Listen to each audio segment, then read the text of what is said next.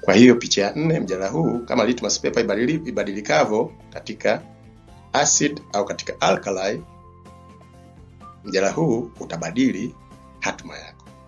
Picha ya 4 ilikuwa. Sasa picha ya 5. Hii ni muhimu kuisikiza kwa ukaribu sana. Nasema picha ya 5 kama dondoo kuhusu manufaa tunakuletea. Kumbuka nakuletea maelezo haya ya mwanzo, mazungumzo ya mwanzo ili kukuandaa, kujengea utashi wa kushiriki mjadala huu wa aina na kiasi stahiki ili uweze kupata manufaa sahihi stahiki. So, picha ya 5 imesema manufaa tunakuletea kama dondoo kuhusu manufaa tunakuletea wewe, mwanao, familia yako, taasisi yako, wanafunzi wako, shule yako, staff wako, jamii mzima na human race kokote through time and space. Hii hapa picha ya 5. Chukua kisa hichi kutoka katika Biblia, ndio picha ya 5 kubwa sana hii. Kisa kinachoelezwa vema katika kwaya ya Makongorosi Chunya katika wimbo wao Kiwete. Neno hili Kiwete inabidi itaje kwa makini sana.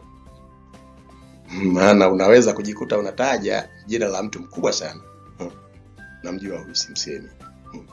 Kidding. Sasa sikia hii kutoka kwa Makongorosi. Kwa Makongorosi Chunya. Picha ya 5, kumbuka hiyo.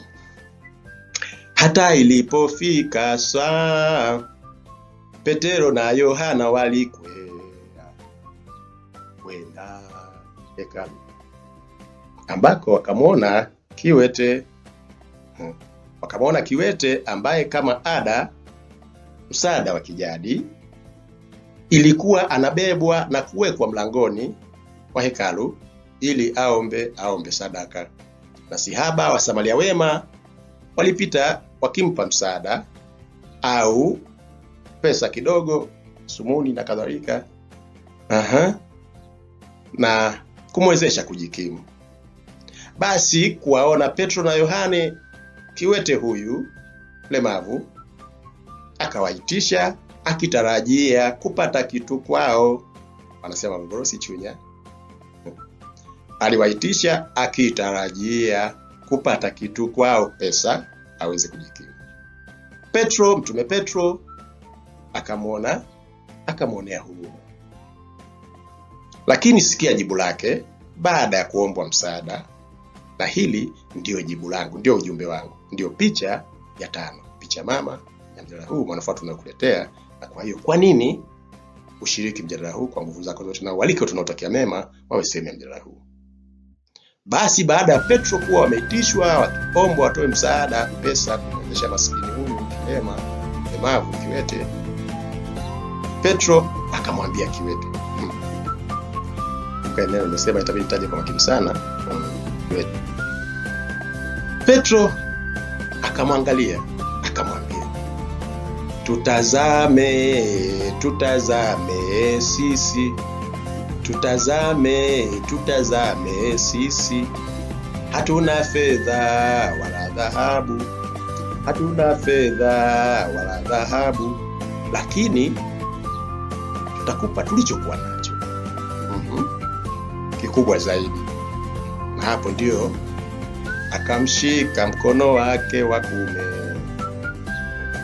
na vifundo vya miguu yake vikatiwa nguvu. La haula, akainuka kiwete huyu, akaingia mtaani kujitafutia na akakoma kuomba. Sasa swali kwako mzazi, mwalimu, mwajiri, kiongozi wa jamii, taasisi, ni pesa kiasi gani?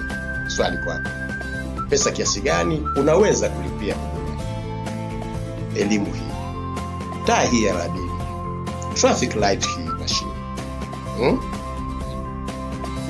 acid hii, dawa hii, agent hii ya kubadilisha picha kutoka katika utegemezi, umaskini na kisha psycho na kwenda we mwenyewe, mwanao, familia yako, jamii yako, taasisi yako, staff wako, jamii nzima, kuvunja vicious cycle na kujenga virtuous cycle haikokuwa safari na kuelekea katika mafanikio.